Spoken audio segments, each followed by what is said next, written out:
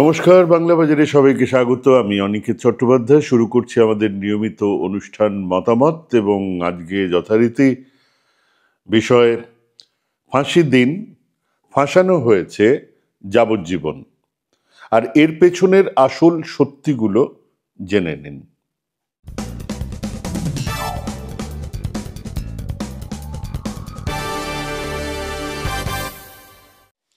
164 দিন আগে 10 আগস্ট বেলা 11টা নাগাদ সল্টলেকের পুলিশের 4 নম্বর ব্যাটালিয়নের ব্যারাক থেকে কিছু সাদা পোশাকের পুলিশ এসে গ্রেপ্তার করে সঞ্জয় রায়কে। সেদিন সেই সঞ্জয় অত্যন্ত নির্লিপ্ত মুখেই বলেছিল, স্যার আমাকে ফাঁসিতে চড়িয়ে দিন। যেদিন ধরা পড়েছিল সেদিন সে খাবার মুখে দেয়নি, দেবার মতো অবস্থাতেই ছিল না। থানায় পৌঁছেই বলেছিল আমাকে ফাঁসিতে চড়িয়ে দিন। আজ 164 দিন পরে সেই একই সঞ্জয় রায় কাঠগড়ায় দাঁড়িয়ে বিচারকের সামনে নিজেকে কেবল নির্দোষী বলল না, বলল তাকে ফাঁসানো হয়েছে, বলল তাকে দিয়ে এই কাজ করিয়ে নেওয়া হয়েছে। যদিও বলল না যে কারা এই কাজ করিয়ে নিয়েছে, কিভাবে করিয়েছে, কোথায় করিয়েছে। বলল যে আমার গলায় রুদ্রাক্ষ আছে, এইরকম কাজ করতে গেলে তার ছিঁড়ে পড়ে যেত, যায়নি। এটা তার অ্যালিবাই ছিল। কিন্তু রায় ঘোষণা হলো, তাকে যাবজ্জীবন কারাদণ্ড দেওয়া হলো। সে বলল আমার তো বদনাম হয়ে গেল। এই একই সময়ের মধ্যে এই বাংলাতে আরো পাঁচটা ধর্ষণ খুনের মামলা হলো। প্রত্যেকটার তদন্তের দায়িত্ব ছিল রাজ্য পুলিশ। প্রত্যেকটা ক্ষেত্রে দোষীর ফাঁসির সাজা দেওয়া হয়েছে। ব্যক্তিগতভাবে আমি ফাঁসির সাজা দেওয়ার বিরুদ্ধে। কাজেই ওই 5টা ঘটনাতে ফাঁসি হয়েছে বলে বলা হলো, আর এই আরজি করের ক্ষেত্রে ফাঁসি কেন হলো না সেটা কিন্তু আমার প্রশ্ন নয়। ফাঁসির সাজা নিয়ে আমরা পরে আলোচনা করব একদিন। কিন্তু আমার বক্তব্য হলো, ওই 5টা মামলাতেই তদন্তের সাক্ষ্য প্রমাণ এবং রাজ্য সরকারের পক্ষে আইনজীবী ঘটনাগুলোকে বিরলের মধ্যে বিরলতম বলে প্রমাণ করতে পেরেছেন বলেই বিচারক সেই অপরাধীদের ফাঁসির সাজা দিয়েছেন। কারণ আইন বলছে কেবল ধর্ষণের সাজা যাবজ্জীবন কারাদণ্ড, তার বেশি নয়। কিন্তু তার সঙ্গে মানে সর্বোচ্চ সাজা, কিন্তু তার সঙ্গে খুনও যদি হয়, যদি বিরলের মধ্যে বিরলতম না হয়, তাহলে ফাঁসির সাজা দেওয়া যায় না। এক্ষেত্রে বিচারক যাবজ্জীবন কারাদণ্ডের সাজাই কেবল দিলেন তা নয়, তিনি জানিয়ে দিলেন যে এই ঘটনা বিরলের মধ্যে বিরলতম নয়। এবং এখানেই আমার প্রশ্নটা, যে ফাঁসি হলো কি হলো না, ফাঁসির জায়গায় যাবজ্জীবন হলো, জাজ বিচারক পরিষ্কার বললেন এটা বিরলের মধ্যে বিরলতম নয়। মহানগরের বুকের মাঝখানে তার নিজের কাজের জায়গায় একজন ডাক্তার, একজন ছাত্রী, মেডিকেল ছাত্রী, তার ধর্ষণ হচ্ছে, তাকে খুন করা হচ্ছে, করছে একজন একজন ভলেন্টিয়ার, সিভিক ভলেন্টিয়ার, যে নাকি পুলিশ। একটা তার তার পারসেপশনটা পুলিশ, তার বাইকের সামনে লেখা থাকে পুলিশ, অর্থাৎ রক্ষক এখানে ভক্ষক। এটা বিরলের মধ্যে বিরলতম নয়। যদি না হয়ে থাকে তাহলে আইন বদলাতে হবে। এটা নিশ্চিতভাবে এক বিরল ঘটনা। এটা একটা জাস্ট খুন এবং কেবলমাত্র একটা ধর্ষণ এমন নয়। এটা শহরের মধ্যে অন্যতম এক বড় হাসপাতালের মধ্যে তার নিজের কর্মস্থলে একজন মহিলা ডাক্তারকে ধর্ষণ এবং খুন, এবং করছে যে সে quote unquote police, civic volunteer. আমাদের এই সাধারণ মানুষের কাছে পারসেপশন সে পুলিশ, তার বাইকের সামনে পুলিশ লেখা থাকে, সে নিজেকে পুলিশ বলে পরিচয় দেয়। কিন্তু এই ঘটনাকে উনি বিরলের মধ্যে বিরলতম বললেন না।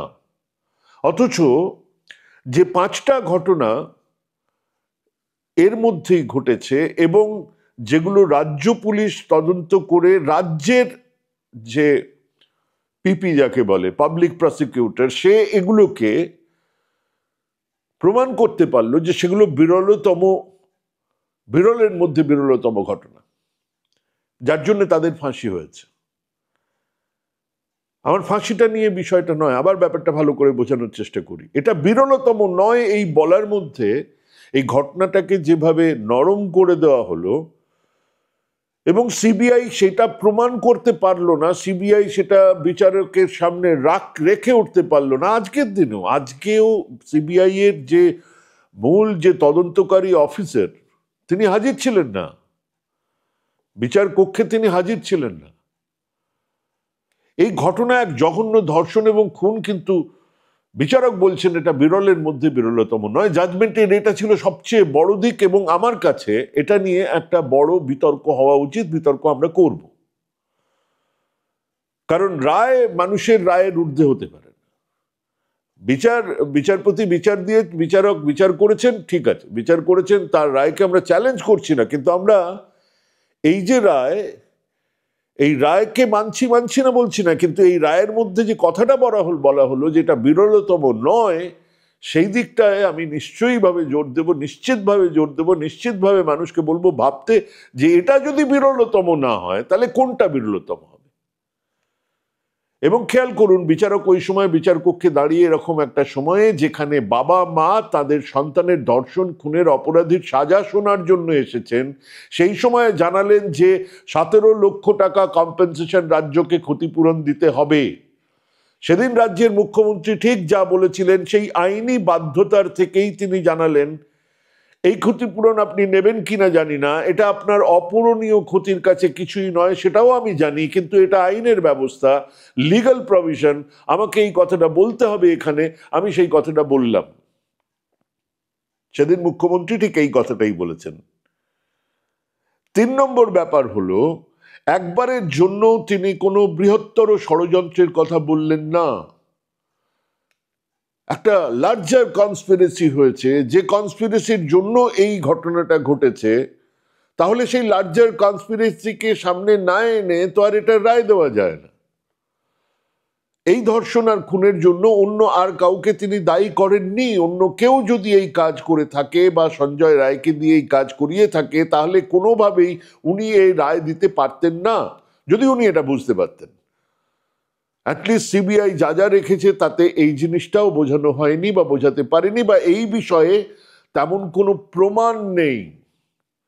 উনি সিবিআইকে নির্দেশ দিতেন সেরকম হলে, যে আবার তদন্ত করুন, আগে বৃহত্তর ষড়যন্ত্রটা বার করুন। হ্যাঁ, বৃহত্তর ষড়যন্ত্রটা বার করাটাও এই তদন্তের একটা অঙ্গ ছিল। এই তদন্তের সেই অঙ্গ সিবিআই যদি দিয়ে থাকতো, প্রমাণ দিয়ে থাকতো, তাহলে তিনি ওই প্রমাণের ভিত্তিতে একটা কথা বলতেন। উনি কোনো কথা বলেননি, অর্থাৎ এমন কোনো প্রমাণ নেই যাতে উনি কনভিন্সড যে একটা বৃহত্তর ষড়যন্ত্র আছে। উনি ধরেই নিয়েছেন, বা ওনার এই রায়ের মধ্যে দিয়েই বোঝা যাচ্ছে যে এই ঘটনায় আর কোনো বৃহত্তর ষড়যন্ত্র বা আর কেউ এই ঘটনার প্রত্যক্ষ দোষী হিসেবে কেউ নেই, এটা উনি খুব পরিষ্কার করে বলে দিলেন। এই ঘটনা যে ওই আরজি করের সেমিনার রুমেই ঘটেছিল, 4 নম্বর যেটা উনি বললেন ওনার এই রায় থেকে বেরিয়ে এলো, সেটাও কিন্তু ওই দিন ওই সময় ঘটেছিল, এবং এই অপরাধ যে কেবল সঞ্জয় রায় করেছে তাও উনি সব জানিয়ে দিলেন। কারণ এই চার্জশিট দেওয়া হয়েছিল প্লেস অফ অকারেন্স আরজি করের সেমিনার রুম, তার ভিত্তিতেই এই বিচার হয়েছে। অতএব আজকের বিচার এই কথা বলে দিচ্ছে খুব পরিষ্কার যে প্লেস অফ অকারেন্স ওটাই ছিল, ওখানেই ধর্ষণ, ওখানেই খুন হয়েছে। কাজেই ওই বাইরে থেকে ধর্ষণ আর খুন করে দেহ এনে সেমিনার রুমে ফেলে দেবার তত্ত্ব মিথ্যে প্রচার, তা এখন পরিষ্কার। 5, উনি একবারের জন্য কোনো প্রমাণ লোপাট হয়েছে বা হয়ে থাকতে পারে এমন কথাও বলেননি। যে অমুক জায়গার অমুক প্রমাণটা নেই, সমস্ত সাক্ষ্য প্রমাণের ভিত্তিতে এই সঞ্জয় রায়কে যাবজ্জীবন জেল খাটার সাজা দেওয়া হলো, সেটাই তিনি জানালেন। অর্থাৎ আজ পর্যন্ত যে সুনামি চলছিল মিথ্যে খবরের, মিথ্যে প্রচারের, পরের পর কেন জেরা করা হয়নি ওর বন্ধুদের, প্রত্যেকটা জেরা করা হয়েছে। প্রত্যেককে জেরা করা হয়েছে নয়, তারা সাক্ষী ছিলেন। সেই সাক্ষ্য প্রমাণ আমরা কদিন ধরে এর পরপর দিতে থাকবো, সব আসবে সামনে। ওইটাই যে প্লেস অফ অকারেন্স, ওইটাই যে ঘটনা ঘটানো ওইখানেই হয়েছিল, সেটাও আজকে প্রমাণ হলো। কিন্তু একমাত্র একটা জায়গায় আমাদের আমাদের আমাদের নোট অফ ডিসেন্ট আমরা দিয়ে রাখি, সেটা হচ্ছে যে কোনোভাবে এটাকে বিরলতম অপরাধ না বলা, এটা আমরা মেনে নিচ্ছি না। নিশ্চিতভাবে এটা একটা বিরলতম অপরাধ। সে অপরাধের জন্য যাবজ্জীবন দেওয়া যায়, সে অপরাধের জন্য ফাঁসিও দেওয়া যায়।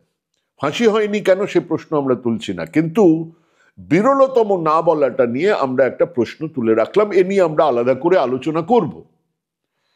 কিন্তু যে অপরাধী নির্বিকার মুখে বলেছিল আমাকে ফাঁসি দিয়ে দিন, সেদিন রাতে বলেছিল রেপ করেছে কিন্তু খুন করতে চাইনি, মরে গেছে বুঝতেও পারিনি, ভুল করে ফেলেছি স্যার, আমাকে ফাঁসিতে চড়িয়ে দিন। 18ই আগস্ট শিয়ালদা সাবজুডিশিয়াল আদালতে সে চিৎকার করে বলল তাকে ফাঁসানো হয়েছে, আমি গরিব বলে আমাকে ফাঁসানো হয়েছে। আর আজ বলল আমি নির্দোষ, সাজা শুনে বলল আমি তো বদনাম হয়ে গেলাম। মানে শাস্তি নয়, এক মহান ব্যক্তি তার চরিত্র হনন করা হয়েছে বলে চিন্তিত হয়ে পড়েছেন ওই কোর্টরুমের মধ্যে। এই বক্তব্যগুলোর একটারও আইনীতি স্বীকৃতি নেই। পুলিশের কাছে জেরার মুখে ওই ধর্ষক খুনি কি বলেছিল তারও কোনো আইনি স্বীকৃতি নেই। আবার আদালতের সামনে সাংবাদিকদের দিকে তাকিয়ে গ্যালারি গরম করার জন্য বা আদালতের ভেতরে রায় শোনার পরে আমাকে ফাঁসানো হয়েছে বলারও কোনো আইনি স্বীকৃতি থাকার কথা নয়, নেই। কিন্তু এই যে ফাঁসির দিন থেকে ফাঁসানো হয়েছে আর আজকের যাবজ্জীবন কারাদণ্ড, এই জার্নিটা অসাধারণ অনেক দিক থেকে। সে অবলীলায় আদালতে রায় শোনার পরে তার রুদ্রাক্ষ পরে থাকার গল্প বলেছে, যে রুদ্রাক্ষ পরেই সে ওই দিনই কলকাতার দুটো রেড লাইট এলাকাতে গেছে, মদ খেয়েছে, অকথ্য গালিগালাজ করেছে। ওই রুদ্রাক্ষ পরেই ধর্ষণ এবং খুন না করার কোনো কারণ নেই। কিন্তু এতদিন পরে এক হিন্দি সিনেমার বহু ব্যবহৃত ইমেজারিকে সামনে এনেছে। হয় ধর্ষিতার মুক্তোর হার ছিঁড়ে যায়, না হলে দর্শকের গলার তাবিজ পড়ে থাকে খাটের তলায়, পুলিশ গোয়েন্দারা তা পায় না, হিরো দেখে ফেলে, চিহ্নিত হয় ভিলেন। সেই বস্তা পচা গল্প সঞ্জয় রায় অনায়াসে বলে দিলেন বিচারকের সামনে। কিন্তু প্রশ্ন হলো, এই যুক্তিগুলো তাকে জোগাচ্ছে কে, জোগালো কে, এই ভরসা তাকে দিল কে? ধরা পড়ার পরেই আমাকে ফাঁসি দাও যে ছেলেটা বলেছিল, যে ছেলেটা সেদিন মুখে খাবার তুলতে পারছিল না, সেই ছেলেটাই আমাকে ফাঁসানো হয়েছে বলার সাহসটা পেল কিভাবে? যে দেশে প্রতি 9 মিনিটে একটা ধর্ষণ হয়, যে দেশের রাজধানীতে 2024-এ 504খানা খুনের ঘটনা ঘটেছে, তো প্রায় একদিনে 2টো করে খুন, সেই দেশে ধর্ষণ বা খুন হবে না এমনটা তো নয়, এমনটা সম্ভব নয়। কিন্তু ধর্ষণ বা খুন হলে যেন অপরাধী ধরা পড়ে, কেউ যেন ওই অপরাধীকে আড়াল না করে, যে কারণে একজন অপরাধী এই ধর্ষণ আর খুন করার সুযোগ পেয়ে যায় তাকে চিহ্নিত করা উচিত। এই বিষয়গুলো নিয়ে মানুষজন ভাবে, আলোচনা করে। সেই দিক থেকে শহরের প্রাণকেন্দ্রে এক সরকারি হাসপাতালে ধর্ষণ আর খুন আলোড়ন তুলবে বই কি। কিন্তু আরজি করের ঘটনাতে 2 দিনের মাথাতেই অপরাধী গ্রেপ্তার হলো, বেশ কিছু সলিড সাক্ষ্য প্রমাণের ভিত্তিতে তাকে গ্রেপ্তার করা হলো। কিন্তু এক আন্দোলন শুরু হলো যার মোদ্দা দাবিটাই ছিল বাকিদের ধরা হোক। মোদ্দা দাবি বাকিদের ধরা হোক। এই বাকিরা কারা বোঝার আগেই তদন্তের ভার চলে গেল কলকাতা পুলিশের কাছ থেকে সিবিআই এর হাতে। ইতিমধ্যেই আরজি করের অধ্যক্ষ থেকে মেডিকেল কলেজের মাথারা, পুলিশ কমিশনার থেকে ওসি, স্বাস্থ্যমন্ত্রী থেকে মুখ্যমন্ত্রী ওই বৃহত্তম ষড়যন্ত্রকারীদের তালিকাতে চলে এসেছেন। সমাজের ইনফ্লুয়েন্সিয়াল লোকজনদের বিশাল অংশ, আমি বলছি না সমাজের সব অংশ, কারণ সমাজের একটা বিরাট অংশ রুরাল গ্রাম বাংলায় থাকেন, তাদের এসব নিয়ে মাথা ব্যথা ছিল না, তারা রিক্লেম দ্য নাইটেও যাননি। তারা এই আরজি করের থেকে তাদের ধানের এমএসপি বাড়ানোর চিন্তা করছেন, ধানটা যাতে একটু বেশি দামে বিক্রি হয় তার চেষ্টা করছেন, সেটা তাদের কাছে জরুরি। কিন্তু ইনফ্লুয়েন্সিয়াল লোকজনদের, মধ্যবিত্ত শিক্ষিত বুদ্ধিজীবী অংশের বিরাট অংশ, তারা মনে করেছেন এটা ধর্ষণ নয়, গণধর্ষণ। ওই আরজি কর সেমিনার হলে খুন হয়নি, অন্য কোথাও খুন করে ডেড বডি এখানে এসে ফেলে দিয়ে যাওয়া হয়েছে। বিশাল দুর্নীতির অভিযোগ আগে থেকে জানতে পেয়ে গেছিল অভয়া, কাজেই তাকে খুন করা হলো। থ্রেট কালচার ইত্যাদি তত্ত্ব হাজির হলো আমি সোমা বলছি থেকে, সূত্র থেকে পাওয়া ঝুড়ি মিথ্যে খবরের সুনামি। কি ভাবছেন এগুলো ওই সঞ্জয়ের চোখ এড়িয়ে গেছে? জেলে টিভি নেই, সে দেখেনি যে তাকে এক জনকল্লোল চিৎকার করে জানান দিচ্ছে যে সে কেবল বলিকা বকরা? মানে ওখানে বলাই তো হচ্ছে যে আপনি এই ছেলেটি কেবল বলিকা বকরা, তাকে কেবল ফাঁসানো হয়েছে। তার উকিলেরা দেখেনি এই কল্লোলিত রাজপথ? দেখেননি দেশের নামি দামি লয়ারদের এই বৃহত্তম ষড়যন্ত্রের কথা বলতে? সঞ্জয় দেখেনি ডাক্তারদের নেতারা শিরদাঁড়া দিয়ে এসছে পুলিশ কমিশনের হাতে? সে প্রতিদিন নিজেকে তৈরি করেছে, হয়তো নিজেকে বিশ্বাসও করিয়েছে যে সে হয়তো ছিল, কিন্তু তাকে দিয়ে এই কাজ করানো হয়েছে। একজন ভ্যাবাচাকা খাওয়া খুনি সমাজের প্রতিষ্ঠিত শিক্ষিত মানুষের সমর্থনে নিজেকে নির্দোষ বলার সাহসটুকু জুগিয়ে নিল। সে এখন রুদ্রাক্ষের গল্প বলছে পুলিশ কমিশনারের কথা। অবশ্যই তার পক্ষের আইনজীবীদের অর্ধেক কাজ তো সেরেই রেখেছেন জুনিয়র ডাক্তারদের নেতারা। তাদের করা 24টা প্রশ্নই তো আপাতত সঞ্জয়ের কাছে সব থেকে বড় হাতিয়ার। কিন্তু একটা মুদ্রা কথায় আসা যাক, ধরেই নিলাম এই সঞ্জয়কে ফাঁসানো হয়েছে, সে কেবল নির্দেশ মতন ধর্ষণ আর খুনটুকু করেছে, কিন্তু সে তো অগ্নিযুগের বিপ্লবী নয় যে ফাঁসি কাটে ওঠার আগেও তাকে যারা নির্দেশ দিয়েছিল তাদের নাম বলবে না, বলে দেবে না কখন কারা তাকে কোথায় ডেকে এই নির্দেশ দিয়েছিল, বলবে না যে এই নির্দেশের বিনিময়ে তাকে কি দেওয়া হয়েছিল, সেই হিস্সা, সেই ফ্ল্যাট বাড়ি, সেই টাকা সে কোথায় রেখেছে। মানে একটা হাই রিস্ক জোনে একটা খুন আর ধর্ষণের জন্য অন্তত এরকম কিছু কনসিডারেশন তো থাকাই স্বাভাবিক, তাই না?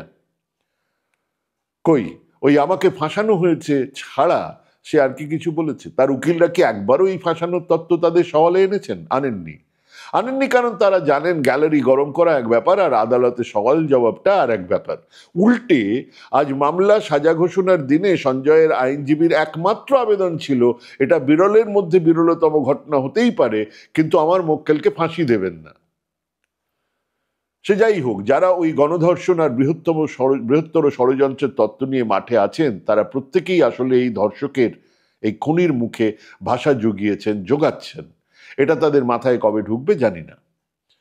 যারা গণধর্ষণ বা আরো বিরাট ষড়যন্ত্রের কথা বলছেন তারাই কি এই ধর্ষক খুনি সঞ্জয় রায়ের পক্ষের যুক্তিগুলোকে একেবারে সাজিয়ে দিচ্ছেন না? তাদের যুক্তি বুঝে শুনেই এই সঞ্জয় রায় ধরা পড়ার আগেই বলেছিল আমাকে ফাঁসিতে চড়িয়ে দিন, সেই একই মানুষ এখন আমাকে ফাঁসানো হয়েছে বলার সাহস দেখাচ্ছেন কোন লজিকে? সমাজে অপরাধ ঘটে, আর সেই বিভিন্ন অপরাধ ঘটায় কিছু অপরাধী, কিন্তু সমাজ রাষ্ট্রের বিভিন্ন স্তরে এমন কিছু থাকে যা দুর্নীতির জন্ম দেয়, সেই দুর্নীতি অপরাধের জন্ম দেয়, সেই অপরাধ বিভিন্নভাবে আমাদের সামনে আসে, কখনো চুরি, কখনো খুন, কখনো ধর্ষণ, রাহাজানি। রাষ্ট্রকে দুর্নীতিমুক্ত হতে হবে, রাষ্ট্রকে দুর্নীতিবাজ মানুষজনদের চিহ্নিত করে শাস্তি দিতে হবে, সেটা খুব জরুরি। কিন্তু কাঠামোগত এই ত্রুটি, এই অপরাধ বেড়ে ওঠার মতো এক ব্যবস্থাকে সামনে রেখে আদত অপরাধীদের আড়াল করা হবে সেটাও কোনো কাজের কথা নয়। সঞ্জয় রায় ধর্ষণ করেছে, খুন করেছে, অন্যধারে আরজি করের দুর্নীতি, অধ্যক্ষের গাফিলতির ফলে এই ধর্ষক খুনি সুবিধা পেয়েছে, এটাও সত্যি। কিন্তু দুটো অপরাধকে একসঙ্গে জুড়ে দিতে গেলে প্রথম অপরাধকে হালকা করে দেখানো হয় আর দ্বিতীয় অপরাধকে গুলিয়ে দেওয়া হয়। সঞ্জয় রায়ের শাস্তি আমাদের খানিক স্বস্তি দেবে, আর আমরা এর সঙ্গে এটাও চাইবো যদি আরজি করের অধ্যক্ষ দুর্নীতির সঙ্গে জড়িত থাকেন বা যারা জড়িত আছেন তাহলে তারও বিচার হোক, তিনিও শাস্তি পান। আমরা এই কথাগুলো বলছি, এই কথাগুলো বলার মূল জায়গা সেটা হলো আজকের যে রায় বেরিয়েছে সেই রায়ের 4টে জিনিস যেটা আমরা বললাম, যেটা খুব পরিষ্কার করে বলা হচ্ছে যে 1, এই সঞ্জয় রায় খুন করেছে, ধর্ষণ করেছে। 2, ঘটনা ওই আরজি করে ঘটেছে। 3, এখানে কোনো বৃহত্তর ষড়যন্ত্র নেই। আর 4 হলো বিচারক ওখানে বসেই নির্যাতিতা মৃতার বাবা মাকে, অর্থাৎ বাড়ির লোকজনদেরকে একটা কম্পেনসেশনের কথা বলেছেন, অর্থাৎ কম্পেনসেশন আমাদের সিস্টেমের মধ্যেই আছে। এই কথাগুলো। আর যে কথা তিনি বলেছেন বিচারের বাইরে, সেটা হচ্ছে গিয়ে বিচার মানে রায়ের বাইরে, সেটা হচ্ছে গিয়ে যে এটা বিরলতম নয়, যেটা নিয়ে আমাদের যথেষ্ট প্রশ্ন আছে, আমরা প্রশ্ন করবই। কলকাতার মতো এক নগরের মধ্যিখানে এক হাসপাতালে এক কর্মরত ডাক্তারকে ধর্ষণ এবং খুন একজন পুলিশ, একজন সিভিক ভলেন্টিয়ার যদি করে থাকে তাহলে সেটা বিরলতম না হলে বিরলতম কোনটা? হুজুর ধর্মাবতার, আমাদের বলুন। আমরা এই প্রশ্ন রাখছি, আপনারাও ভাবুন, ভাবতে থাকুন, ভাবা প্র্যাকটিস করুন। ভালো থাকুন, সুস্থ থাকুন। আজ এখানেই শেষ করছি। নমস্কার।